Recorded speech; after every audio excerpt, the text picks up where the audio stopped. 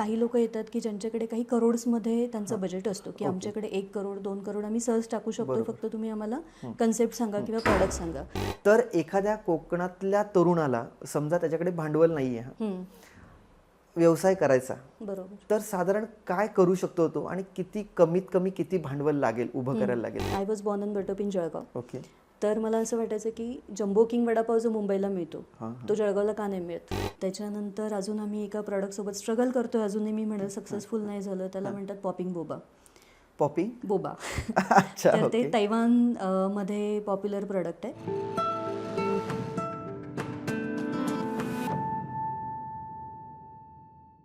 माझा मराठी उद्योग पहिल्यांदा बघताय, मग आपल्या ह्या डिजिट्रेकस चॅनलला सबस्क्राईब करा. आजच्या पॉडकास्टमध्ये Bhagyashree Mhatre, director of Foodmonk consultant, यांनी आपल्यासोबत गप्पा मारल्यात. फूड प्रोसेसिंग इंडस्ट्री ह्या त्यांचा 15 वर्षाचा एक प्रदीर्घ अनुभव आहे आणि त्याच अनुभवाचा आपण फायदा घेतला आणि त्या अनुभवातून आपण खूप गोष्टी शिकलो आहे. 2023 हे इंटरनॅशनल मिलेट इयर आहे. मिलेट म्हणजे भरडधान्य, म्हणजे नाचणी असेल, बाजरी असेल वगैरे वगैरे. बरं, ह्या मिलेट्सपासनं किंवा एखाद्या फळापासनं, भाजीपासनं आपण जेव्हा एखादं प्रोडक्ट बनवतो त्याला फूड प्रोसेसिंग युनिट लागतं. तर हे प्रोडक्ट कसं बनलं जाईल किंवा कुठलं बनलं जाईल आणि बरं ते आयडेंटिफाय केल्यानंतर प्रोसेसिंग युनिट सेटअप कसा करायचा, त्याला काय लायसन्सेस लागतात, मग तो प्रोडक्ट मॅन्युफॅक्चर झाल्यानंतर त्याला मार्केट कुठे आहे, कसं आहे, किती आहे, त्याचं प्राइसिंग काय ठेवायचं, ह्याच्या सगळ्याची जी हेल्प आहे, ह्याला सगळ्याला जी मदत आहे ते फूडमॉन्क कन्सल्टंट ही फर्म करते, ज्याला आपण एंड टू एंड सोल्युशन्स म्हणतो. तर ह्या पॉडकास्टमध्ये आपण ह्याबरोबर आणखीन टेक्निकल गोष्टी फूड प्रोसेसिंग इंडस्ट्रीमधल्या समजून घेतल्यात भाग्यश्री मॅडमकडनं. तर हा पॉडकास्ट पूर्ण बघा. बरं, तुम्ही जर उद्योजक असाल तर उद्योजक म्हणून आपण बऱ्याच लोकांना नेटवर्किंगसाठी भेटतो, पण आपण काय करतो, अजूनही बरेच उद्योजक किंवा मी म्हणेन 95% उद्योजक फिजिकल व्हिजिटिंग कार्ड वापरतात. आपण डिजिटल व्हायला पाहिजे आणि एका उद्योजकाकडे डिजिटल बिझनेस कार्ड असलं पाहिजे. बरं, ते कसं? तर आपण एक सॉफ्टवूड म्हणून ॲप्लिकेशन लॉन्च केलं, ज्याच्या लिंक्स डिस्क्रिप्शनमध्ये दिलेल्या आहेत. हा ॲप्लिकेशन अँड्रॉइड आणि iOS दोन्ही प्ले स्टोअरवर अवेलेबल आहे. ह्या ॲप्लिकेशनला डाउनलोड करा, त्यात तुमची बिझनेस इन्फॉर्मेशन ॲड करा आणि हा ॲप्लिकेशन तुमचं डिजिटल बिझनेस कार्ड क्रिएट करेल. बरं, त्याचबरोबर आपण NFC कार्ड ही प्रोव्हाइड करतो आहे, म्हणजे तुम्हाला जस्ट टॅप करायचं आहे आणि तुमची इन्फॉर्मेशन समोरच्याबरोबर शेअर होईल. सो हे ॲप्लिकेशन नक्की एक्सप्लोअर करा.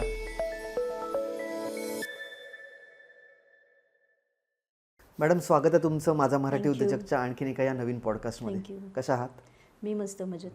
तुम्ही सर्टिफाईड फूड कन्सल्टंट आहात. मुळात माझ्यासाठी ही टर्म नवीन आहे. तर पहिलं आपण जाणून घेऊया की फूड कन्सल्टंट म्हणजे काय आणि मग आपण तुमच्या व्यवसायाकडे जाऊया. सो फूड कन्सल्टंट म्हणजे we are food technologist basically. आणि जी काही फूड इंडस्ट्री आहे, म्हणजे आपल्या घरात रोज भरपूर प्रोडक्ट्स येतात, बट आपल्याला हे माहिती नाही आहे की याच्या मागे कोण लोक आहेत हे सगळे करणारे. It starts from milk, biscuits, ketchups, Maggi आणि एव्हरीथिंग. पण ते प्रोडक्ट डेव्हलप करणं, ते मार्केटला आणून लॉन्च करेपर्यंतची जी काही सगळी फेज असते, सो तिथे आम्ही लोक काम करतो आणि म्हणून आम्ही फूड कन्सल्टंट. Okay okay. आता तुमच्या कंपनीकडे येऊया, फूडमॉन्क. इंटरेस्टिंग नाव आहे आणि बिझनेसही तसाही इंटरेस्टिंग आहे. सो डेफिनेटली आपला उद्देश आहे की आपण उद्योजकांना बोलवतो आणि त्यांची सर्व्हिस किंवा त्यांच्या प्रोडक्टबद्दल एक माहिती घेतो आपण त्यांच्याकडनं, जेणेकरून आपल्या ऑडियन्सला नवीन नवीन वर्टिकल्स कळतील. तुमचा व्यवसाय खूप वेगळा आहे, तुम्ही उद्योजक घडवायला पुन्हा मदत करताय, म्हणजे आमचा एक वेगळ्या मीडियममधनं आम्ही करतो, पण तुम्ही ॲक्च्युअल टेक्निकली एक त्यांना हँड होल्डिंग करताय. जर एखाद्या तरुणाला किंवा एखाद्या व्यक्तीला त्याचा स्वतःचा व्यवसाय फूड प्रोसेसिंगमध्ये करायचा असेल तर तुम्ही त्यांना एंड टू एंड सर्व्हिस देता. Am I right? तर आता मला जाणून घ्यायला आवडेल की एक्झॅक्टली तुम्ही ही एंड टू एंड आपण जी सर्व्हिसिंग म्हणतोय, तर सर्व्हिस म्हणजे काय देतं? म्हणजे जर मी तुमच्याकडे उद्योजक तरुण म्हणून आलो आणि मी म्हटलं की मॅडम मला आमच्याकडे एक विशिष्ट प्रकारची फळं आहेत जी आमचं रिजनल, मी म्हणेन की एक थोडंसं तिथे रॉ प्रोडक्ट तो खूप प्रमाणात अवेलेबल आहे आणि त्याच्यातनं मला एक काहीतरी प्रोडक्ट बनवायचा आहे, तर इथून पुढे तुम्ही जे मला हँडहोल्डिंग करणार ती कशी, मग तो एक प्रवास आपण जाणून घेऊया. येस. सो जेव्हा तुम्ही येता आमच्याकडे की एक पर्टिक्युलर प्रोडक्ट आहे, सो फर्स्ट सर्व्हिसचा पॉईंट आहे आमचा कन्सेप्ट व्हॅलिडेशन. की जी तुमच्याकडे कन्सेप्ट आहे किंवा जो प्रोडक्ट आहे त्याचं आम्ही व्हॅलिडेशन करतो. की फॉर एक्झाम्पल तुमच्याकडे मँगो आहे, तर मँगो प्रोसेस कुठल्या कुठल्या पद्धतीने करता येईल आणि त्याला मार्केट कुठे कुठे अवेलेबल आहे. बरं, हे प्रोसेस जेव्हा वेगवेगळ्या पद्धतीने करतो, सो त्याच्या मागे प्रोसेसिंग टेक्नॉलॉजीज आहेत आणि बऱ्याच वेगवेगळ्या गोष्टी पण त्याच्यामध्ये इन्व्हॉल्व्ह होतात. सो व्हॅलिडेशनमध्ये आम्ही हे बघतो की आत्ता तुमचं बॅकग्राऊंड काय आहे, म्हणजे Okay. रॉ मटेरियल सप्लाय आहे, बरोबर. तुमच्याकडे जागा आहे, तुमच्याकडे किती फंड्स अवेलेबल आहेत हे सगळं करायला, आणि मार्केट करण्याची कपॅसिटी तुमची किती आहे. ओके. फॉर एक्झाम्पल काही लोक येतात की ज्यांच्याकडे काही करोड्समध्ये त्यांचा बजेट असतो की आमच्याकडे 1 करोड 2 करोड आम्ही सहज टाकू शकतो, फक्त तुम्ही आम्हाला कन्सेप्ट सांगा किंवा प्रॉडक्ट सांगा. किंवा काही वेळेला असं असतं की त्या ठिकाणी फक्त माझं बजेट 30च लाख आहे 25च लाख आहे, मग ते तिथं आम्ही व्हॅलिडेट करून त्यांना एक प्रॉपर प्रोडक्ट सजेस्ट करतो. मग समजा आता आम्ही प्रोडक्ट सजेस्ट केला की असेप्टिक मँगो प्युरी किंवा कॅन्ड मँगो प्युरी किंवा आंब्याचे अजून काही पदार्थ. बरं. सो मग त्याच्यासाठीचं प्रोडक्ट डेव्हलपमेंट आम्ही करतो. त्यासाठी जर काही तुम्हाला रिसर्च करावा लागणार असेल तर तो आम्ही करतो. ओके.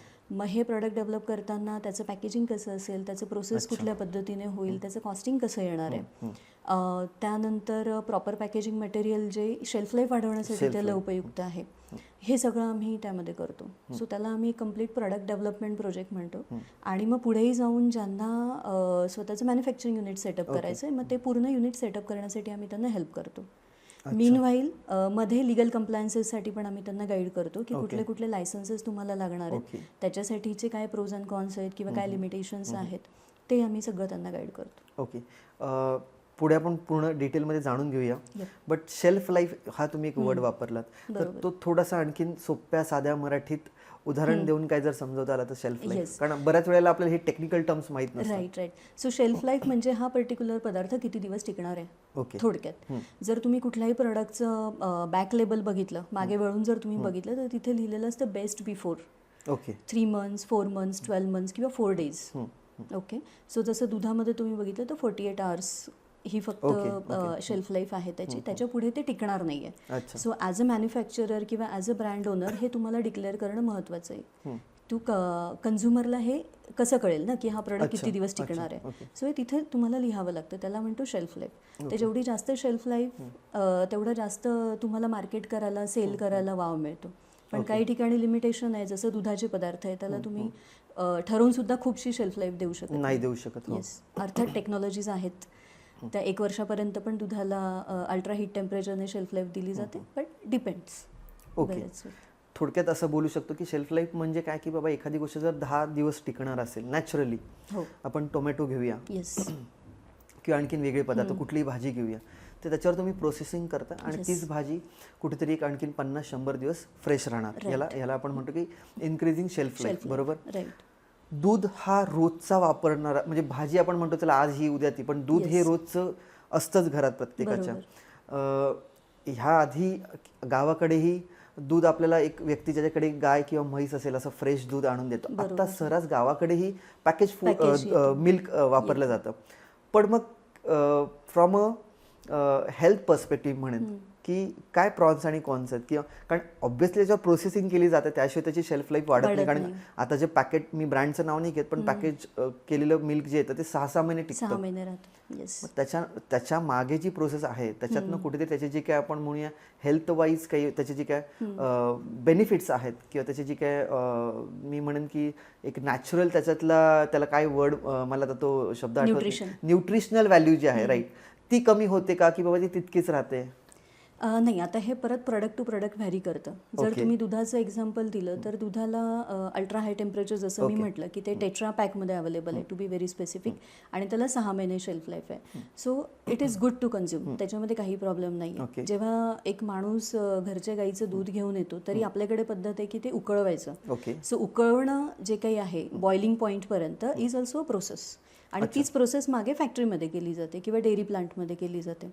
कारण काय आहे की दूध हे नॅचरल प्रोडक्ट आहे, किंवा फळे आणि भाजीपाला ज्याच्यामध्ये मायक्रो ऑर्गॅनिझम्स नॅचरली प्रेझेंट आहेत. त्याला जर तुम्ही कुठल्याही पद्धतीने ट्रीट नाही केलं सो ते ग्रो होणार. बरोबर आहे. जसं ब्रेड तुम्ही 4 दिवस ठेवून द्या, 5व्या दिवशी तुम्हाला दिसेल की वरती फंगस लागलाय. Okay. So that is not good for consumption. So हे सगळं टाळण्यासाठी म्हणून मागे काही प्रोसेस केली जाते.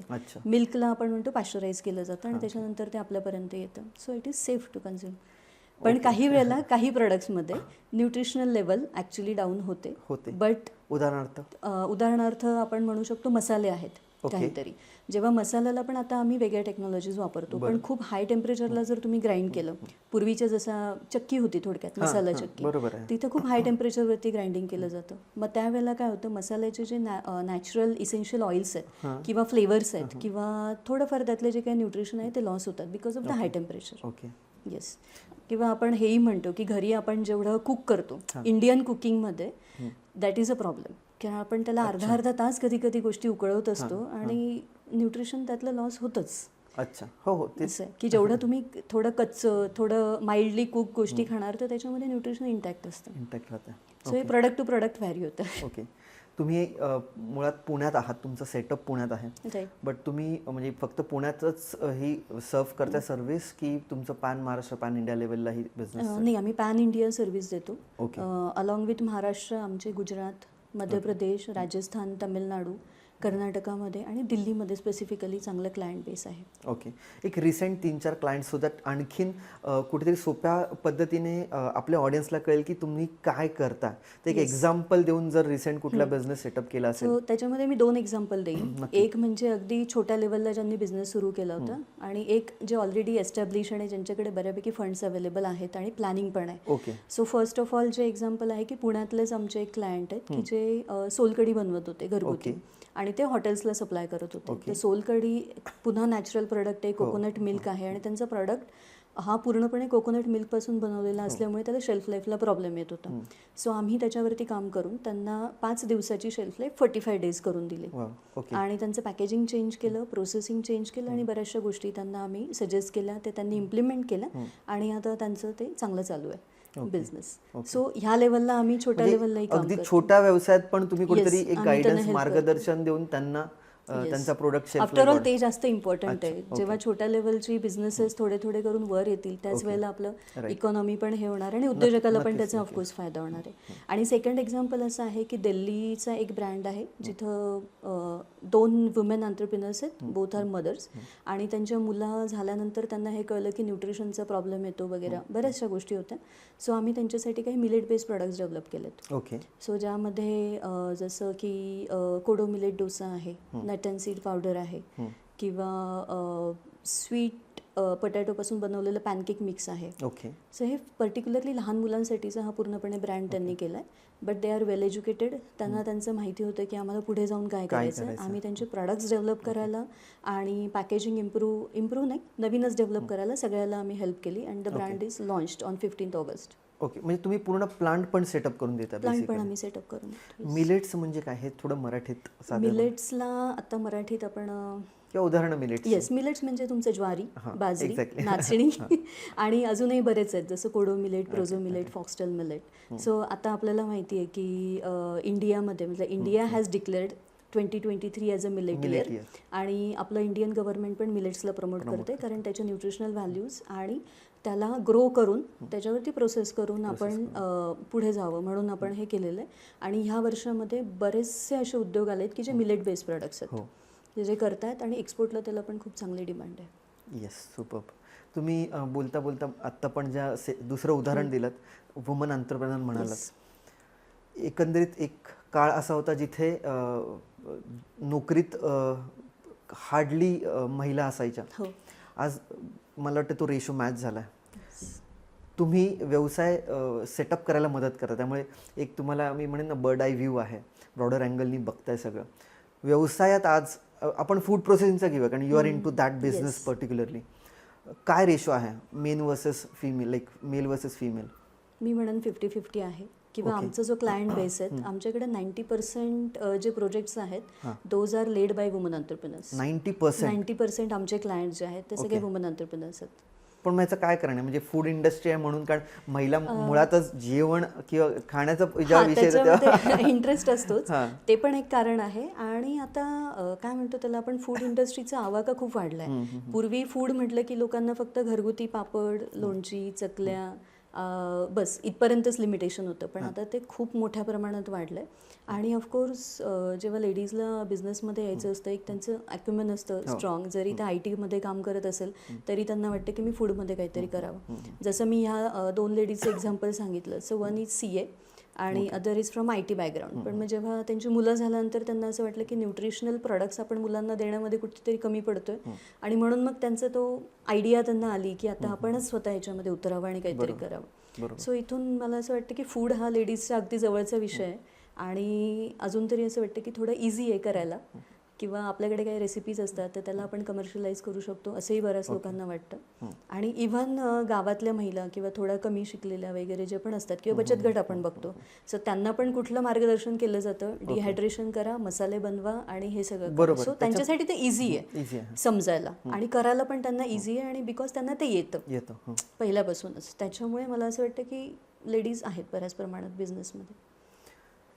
टेक्निकली तुम्ही गायडन्स देताच आहात, पण थोडा आउट ऑफ बॉक्स प्रश्न मी म्हणेन, किंवा कदाचित आय डोंट नो तुम्हाला आवडेल या प्रश्न उत्तर द्यायला, की महिला जेव्हा तुम्हाला अप्रोच करतात व्यवसायासाठी, पण व्यवसाय करायचं म्हटलं की बरेच चॅलेंजेस येतात, राईट? आणि मग पर्सनल प्रॉब्लेम्स घेऊन पण येतात, की म्हणजे मला असा व्यवसाय करायचा आहे, त्याच्यासाठी तर टेक्निकली तुमचं मार्गदर्शन हवं आहे, तुमची मदत हवीच आहे, पण मग तो व्यवसाय चालवायला पण मला माझी personal life, work life balance सांभाळ, तिथेही मला तुम्ही कुठेतरी सांगा की तुम्ही स्वतः करताय तर मीही कसं करू, हेही मला तुमच्याकडनं मार्गदर्शन, असं कधी काय झालंय का? अजून असे इंडिव्हिज्युअल क्लायंट नाही आले, पण मी बऱ्याच ठिकाणी सेमिनार्स आणि वेबिनार्स घेते.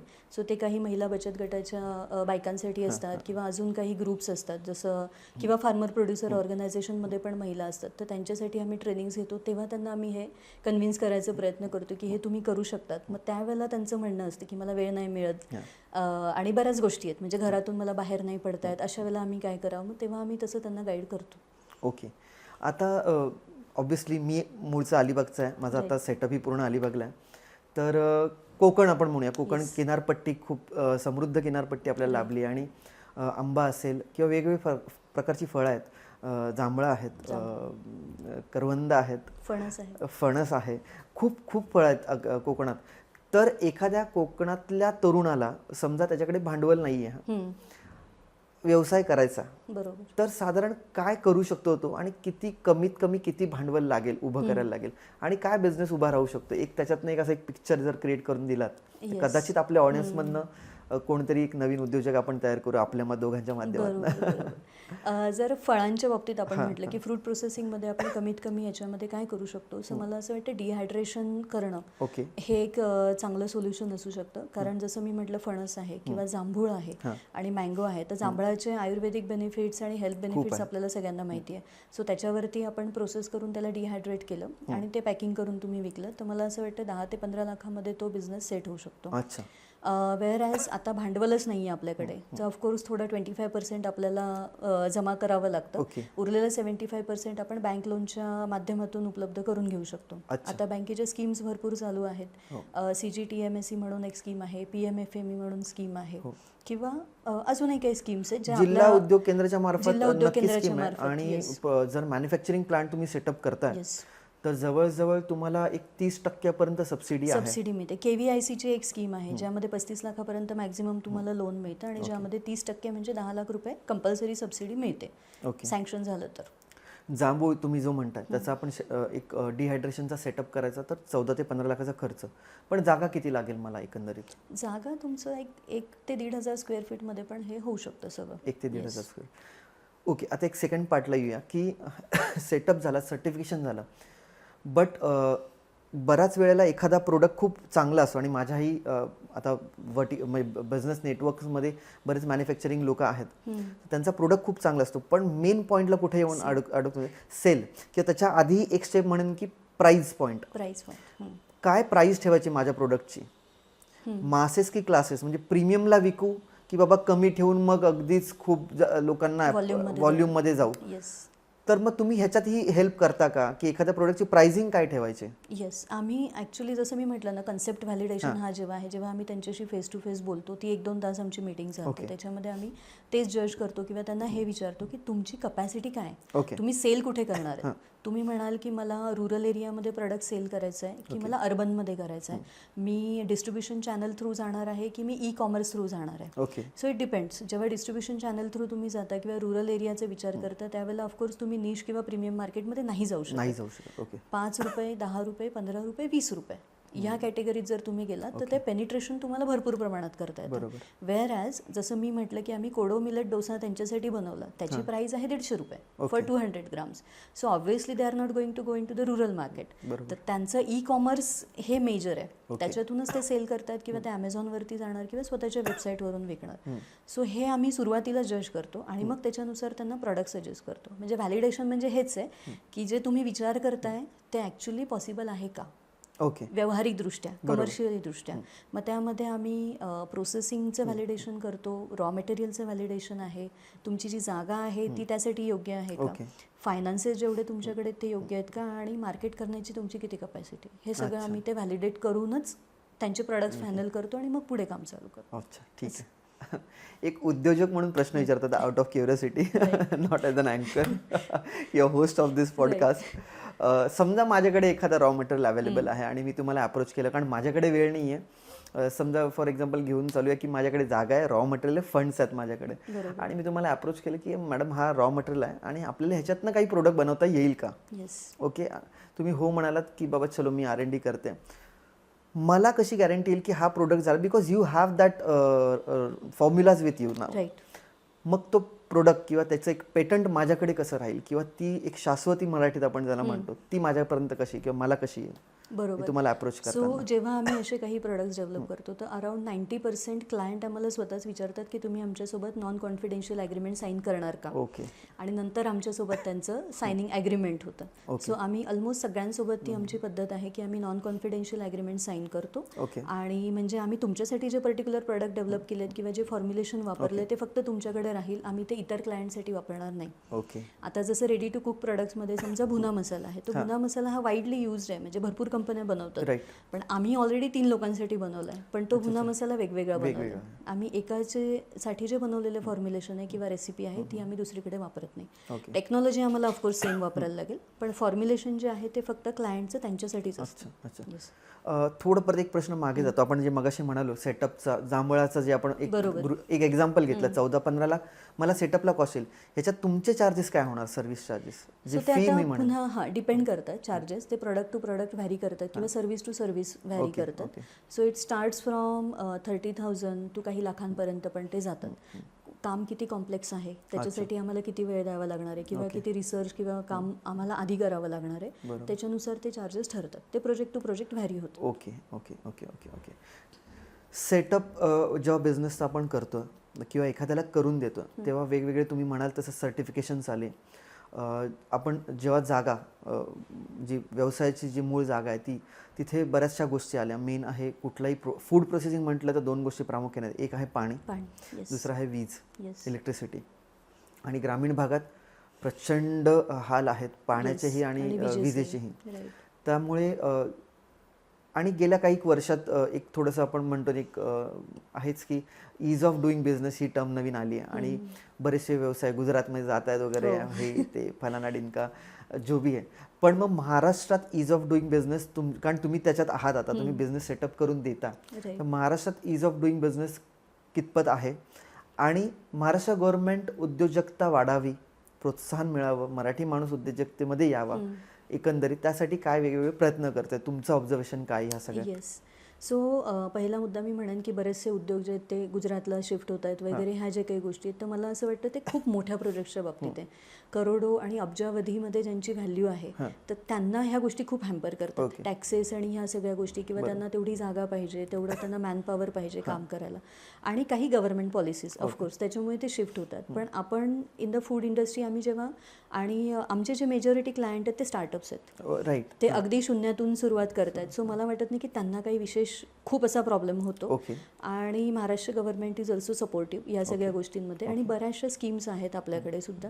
इव्हन उद्योजकतेचे प्रशिक्षण देणाऱ्या भरपूर संस्था आहेत, जसं मिटकॉन आहे, MCET आहे, जिल्हा उद्योग केंद्र आहे, KVIC आहे, त्याच्यानंतर अजून एक आहेत, प्रायव्हेटमध्ये पण आहेत. सो गव्हर्नमेंट त्याला प्रमोट करते, आणि प्लस आपले काही नेते मंडळी आहेत, सो ते पण असे उद्योजकता प्रशिक्षण वर्ग वगैरे भरवतात आणि आम्हाला ते इन्व्हाइट करतात की तुम्ही या आणि आमच्या पर्टिक्युलर इथल्या लेडीज असतील किंवा जेंट्स असतील ह्या लोकांना तुम्ही गाईड करा की आमच्याकडे जे अवेलेबल रिसोर्सेस आहेत किंवा रॉ मटेरियल आहे त्याच्यातून आम्ही काय बनवू शकतो.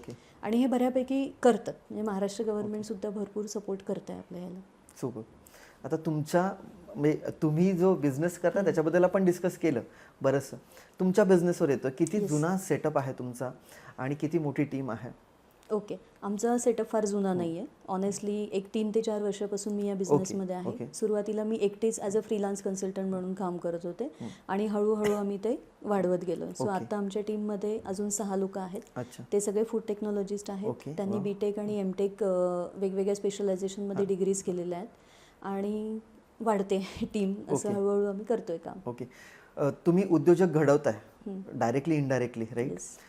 आणि आपण जेव्हा कारण आपली स्टोरी एक लाईनवर कुठेतरी मॅच होते की आपण जॉब सोडून, नोकरी सोडून आपण व्यवसायात आलोय. Right. माझा एक व्हाय होता की मी का, तर तुमचा व्हाय काय आहे ह्या व्यवसायात आणि पर्टिक्युलरली हा बिझनेस करण्यामागे, की जिथे मी उद्योजकता वाढवेन किंवा उद्योजक घडवेन, तुमचा व्हाय काय जाणून घ्यायला आवडेल. याच्यामध्ये 2-3 वेगवेगळ्या गोष्टी आहेत. ओके. सो मला हे आधीपासून वाटत होतं की माझा स्वतःचा काहीतरी बिझनेस असावा. म्हणजे कॉलेजला असताना मला असं वाटत होतं की I was born and but up in Jalgaon. Okay. तर मला असं वाटायचं की जम्बो किंग वडापाव जो मुंबईला मिळतो तो जळगावला का नाही मिळत. बरोबर. त्याचं फ्रँचायझी आपल्याकडे असायला पाहिजे. तिथून माझी सुरुवात झाली होती. काहीतरी तर बिझनेस आपल्याला करायला पाहिजे की सगळं आपण म्हणतो की म्हणजे नो डिफेन्स की मारवाडीज, गुजरातीज आणि हे सगळे लोक बिझनेसमध्ये, मराठी माणूस का नाही आहे. आपण तेच पहिल्यापासून शिकतो की चांगलं शिका, चांगली नोकरी मिळवा आणि चांगलं पॅकेज मिळालं की मग लाईफ सेटल. सो तेव्हा मला वाटायचं की काहीतरी असायला पाहिजे. कारण आमच्या घराचं असं बॅकग्राऊंड आहे, पूर्ण एज्युकेशनल बॅकग्राऊंड आहे आणि माझे वडील, आई, काका, आजोबा सगळे गव्हर्नमेंट सर्व. ओके. शेती पण नव्हती आमच्याकडे. सो सगळे सर्व्हिसमध्ये, प्रॉपर गव्हर्नमेंट सर्व्हिस. तर मला असं वाटायचं काहीतरी वेगळं केलं पाहिजे. बरोबर. मग आणि वेगळं करण्यासाठी ऑब्व्हियसली तेव्हा एक्सपिरियन्स नव्हता, वय कमी होतं आणि पाहिजे तेवढा सपोर्ट पण नव्हता. मग ऑब्व्हियसली मी जॉब करायला सुरुवात केली आणि जॉब करता करता पुण्यात जेव्हा मी शिफ्ट झाले तेव्हा मला मिटकॉन कन्सल्टन्सीजमध्ये काम करायची संधी मिळाली. ओके. सो मिटकॉन कन्सल्टन्सीजमध्ये मी काम करत होते as a entrepreneurship development trainer, specifically for food processing industry. तो जे लोकांना बिझनेस करायचा आहे फूडमध्ये त्यांना आम्ही गाईड करायचो. अच्छा. त्यांना आम्ही ट्रेनिंग्स द्यायचो, त्यांचं हँड होल्डिंग करायचो आणि बऱ्याचशा गोष्टी. सो मला तर फक्त फूडबद्दलच माहिती होतं, पण मग तिथे मला भरपूर शिकायला मिळालं इतर लोकांकडून की फायनान्शियल फिजिबिलिटी कशी करतात, प्रोजेक्ट रिपोर्ट कसा बनतो किंवा बाकी गव्हर्नमेंट स्कीम्स काय काय असतात ह्या सगळ्या गोष्टी. सो तिथे पण ते किडा होताच की अरे आपल्याला काहीतरी करायचं. मग मिटकॉन सोडून मी छोटे मोठे स्वतःचे व्यवसाय करायचा प्रयत्न केला. ओके. आम्ही रेस्टॉरंट बिझनेसमध्ये सुद्धा होतो, ओके. पण काही ना काही कारणामुळे तिथे प्रॉब्लेम्स आले, फेल्युअर्स आलं. मी समजेन की आमच्या चुका होत्या काही ठिकाणी, की एक्सपिरियन्स कमी पडला आपल्याला किंवा मार्केट रिसर्च कमी पडला. मग मी पुन्हा जॉब शोधायचा प्रयत्न केला. तर त्यावेळेला मला रिजेक्शन्स भरपूर आले. ओके. कारण एका लेवलला तुम्ही जेव्हा जाता, 12-13 वर्षाचा एक्सपिरियन्स आहे आणि मी जी सॅलरी एक्सपेक्ट करते ती मला मिळत नाही. बरोबर. सो तिथे भरपूर प्रॉब्लेम झाला आणि मग एका दिवशी मी ठरवलं की आता हे बस, आता मी जॉब शोधणार नाही, नो HR कॉन्टॅक्ट्स, आता जायचं नाही कुठे इंटरव्ह्यूला, आपणच आपलं सुरू करायचं. आणि म्हणजे सुदैवाने काही लोक ऑलरेडी कॉन्टॅक्टमध्ये होते की आम्हाला असे काही प्रोडक्ट्स करायचे तर तू हेल्प करशील का. ओके. सो मी त्यांना सहज टाइमपास म्हणून हेल्प करत होते. ओके. त्याच्यामध्ये कमर्शियल अँगल काही नव्हता की मला जे येतं ते मी तुम्हाला सांगेन. राईट. तर तिथून मला ते सुचलं की ओके ठीक आहे, ह्याच्यातच आपण करिअर करू शकतो Great. आणि हाच आपला फायनल बिझनेस होऊ शकतो. होऊ शकतो. आणि मग तिथून 2019 पासून मी फुल फ्लेज्ड कन्सल्टंट म्हणून काम करायला सुरुवात केली. Super super. नाईस. आणि होतं आपल्याला एक बॅकग्राऊंड जर असेल आणि आपण जर आधी म्हणजे मलाही माझ्या जॉबचा फायदा खूप झाला बिझनेसमध्ये, बरोबर. कारण आपल्याला व्हिजिबिलिटी, एज्युकेशन सिस्टीम आपली थँकफुली इट्स व्हेरी गुड. फक्त थेअरी शिकवतात. त्यामुळे म्हणजे मी तर नेहमी प्रत्येक पॉडकास्टमध्ये असेल किंवा जेव्हा एखादा स्टुडंट माझ्याकडे गायडन्ससाठी वगैरे येतात तेव्हा मी त्यांना नेहमी सांगतो की कुठेतरी 1-2 वर्ष 3 वर्ष तरी नोकरी करा. कदाचित तुमच्या हातात भांडवलही असेल, पण डायरेक्टली व्यवसायात येण्यापेक्षा मी म्हणेन की जॉब करा. ग्राउंड लेवलपासून थोडं शिका तुम्ही. त्याचा अनुभव तो जो मिळतो ना तो कुठेतरी तुम्हाला व्यवसायात मग एक 2-3 वर्ष पुढे नेईल तुम्हाला. जर तुम्ही डायरेक्टली गेलात तर तुम्हाला जी 5 वर्ष 6 वर्ष सक्सेसला लागतील ती कदाचित 3 वर्षात तुम्हाला तो time span at the end तो मॅचच होणार आहे. तर त्यामुळे ती घाई करू नका. आणि मला वाटतं मग तेच दोघंही अनुभवलंय की जॉब करत असताना जे काय लर्निंग्स मिळालेत, जे काय अनुभव आलेत, लोकांशी आपण बोलायला शिकतो. कारण माझं म्हणजे मी अगदी 12वी किंवा इंजिनिअरिंग होईपर्यंत इंग्लिश जे कम्युनिकेशन होतं दॅट वॉज ॲब्सोल्युटली ब्लंडर. कारण शिक्षण मुळात इंग्लिश मिडियममध्ये झालं होतं, तरी इंग्लिश मिडियममध्ये तरी पण आपल्याला एक मागे गेलो आपण थोडं तर इंग्लिश तितकं आपल्या घरातही बोललं जात नाही, त्यामुळे तो कुठेतरी जॉबमधनं तो कॉन्फिडन्स आला, बॉडी लँग्वेज चेंज झाली. मी म्हणेन की कमांड जी असते आपली लँग्वेजवर ती तिथनं आली आणि त्याचा फायदा मला बिझनेसमध्ये खूप जास्त झाला. एस्टॅब्लिश व्हायला जो वेळ लागणार होता तो कमी झाला मला. बरोबर. पुन्हा एकदा तुमच्या बिझनेसवर महिलांबरोबर फार बोलता, 90% तुम्ही म्हणता तसं महिला उद्योजिका तुम्हाला अप्रोच झाल्यात. तुम्हाला अप्रोच झाल्या, पण मी म्हणेन की असं करता येईल का की तुमचा जो बिझनेस आहे तो तुम्ही एखादा रिजन आयडेंटिफाय केला आहे. समजा आपण परत कोकणच घेऊया की कोकणातनं साधारण एक येणारा जो अप्रोच आहे माझ्याकडे तो कमी आहे, तर मी कोकणात उतरते, एखादं एक साधारण काय प्रोडक्ट आहे, फणस आहे फॉर एक्झाम्पल, ह्याच्यातनं बनणारे प्रोडक्ट्स कमी आहेत, तर मी एखादा प्रोडक्ट आयडेंटिफाय करते, तो प्रोडक्ट मॅन्युफॅक्चरिंग करून बघते and then I will identify local people ज्यांना मी हा बिझनेस चालू करून देऊ शकतो. असाही अप्रोच करता का तुम्ही? असं आम्ही करतो, पण मॅन्युफॅक्चरिंग करून बघेपर्यंत आम्ही जात नाही, बिकॉज टेक्नॉलॉजी आम्हाला माहिती आहे की मला फणस प्रोसेस करायचं तर काय काय गोष्टी करायला लागतील. सो आम्ही आमच्या एंडला R&D करतो, रिसर्च करतो आणि जेव्हा आम्हाला कळते की ओके हा प्रॉडक्ट डुएबल आहे, देन आम्ही ते सजेस्ट करतो. सो बऱ्याच वेळेला आम्हाला वेळेच्या पुढे असावं लागतं की उद्या तुम्ही काहीतरी एक कन्सेप्ट घेऊन येणार आहे, तर त्याच्या आधीच आम्ही तिथे काम सुरू केलेलं असतं. की आता मिलेट बेस्ड प्रोडक्टचा जसा विषय होता, तर मिलेट बेसमध्ये आम्ही ऑलरेडी बरंच काम करून ठेवलं आहे की बऱ्याच वेळेला लोकांना तेवढा वेळ पण नसतो. ते म्हणतात तुमच्याकडे रेडी कुठला पोर्टफोलिओ आहे प्रोडक्टचा, ते मी करू शकतो. मग अशा वेळेला आम्हाला त्यांना ते काही रेडी प्रोडक्ट्स ऑफर करायला लागतं. Okay, couple of last questions.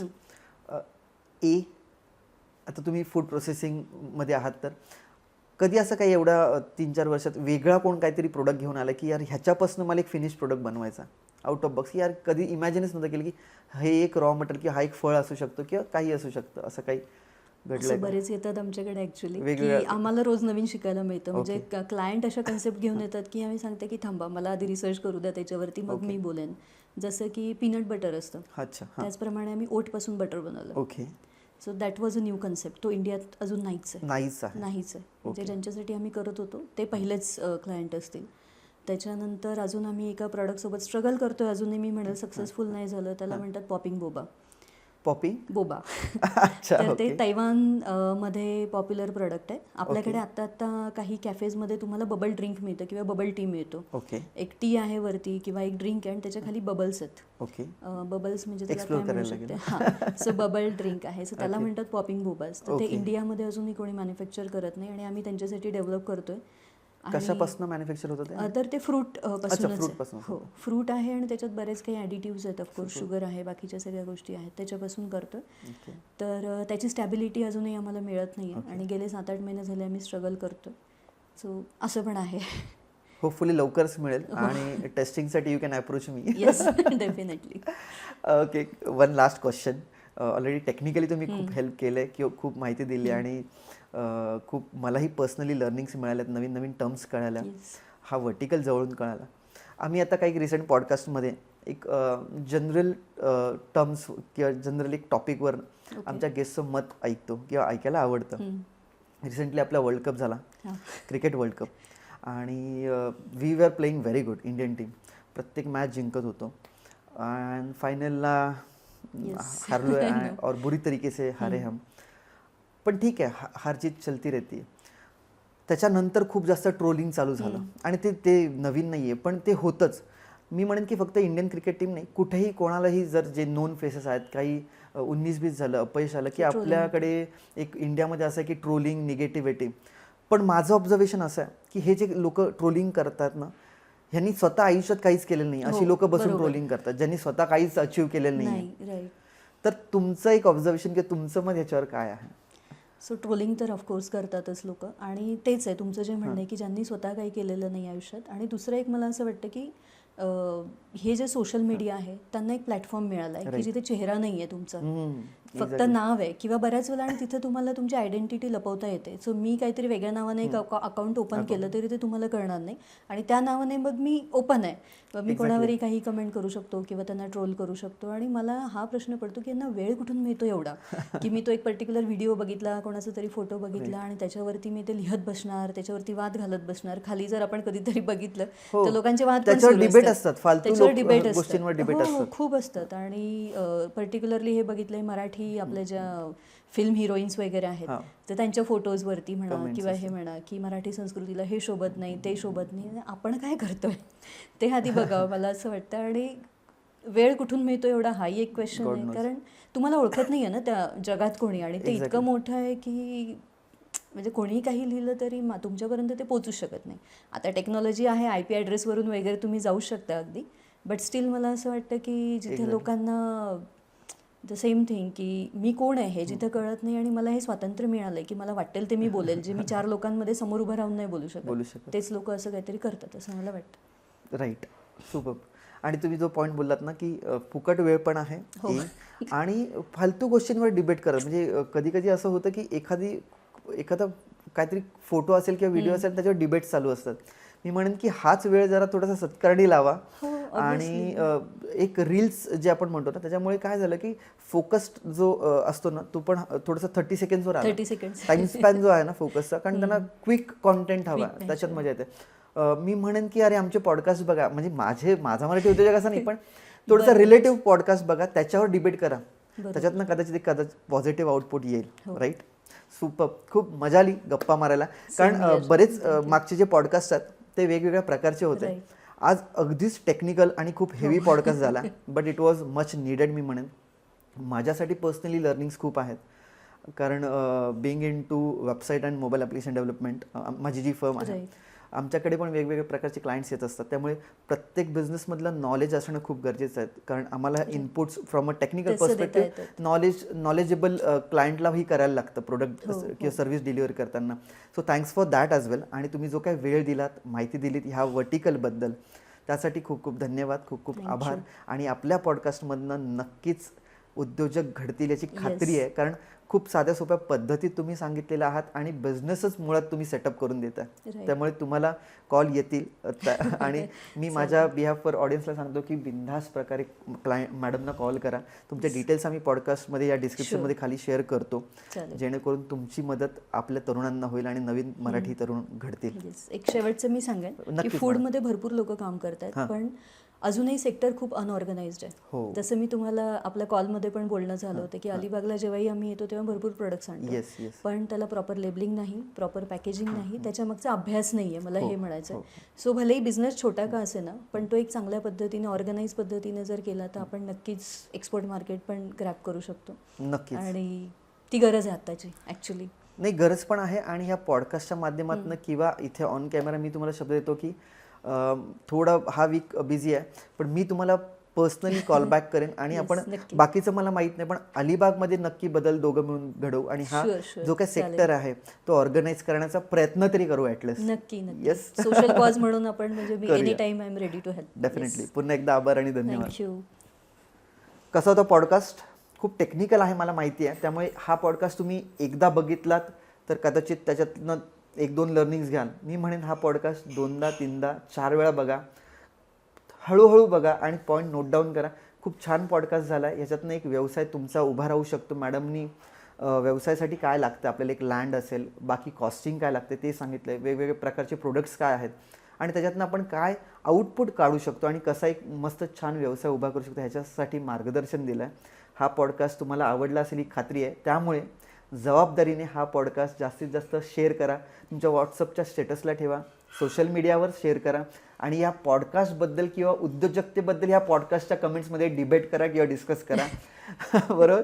पुन्हा एकदा नवीन पॉडकास्टमध्ये भेटू. तोपर्यंत तुमची रजा घेतो. Signing off Sanket Naik, CEO Digitricks tech solutions private limited.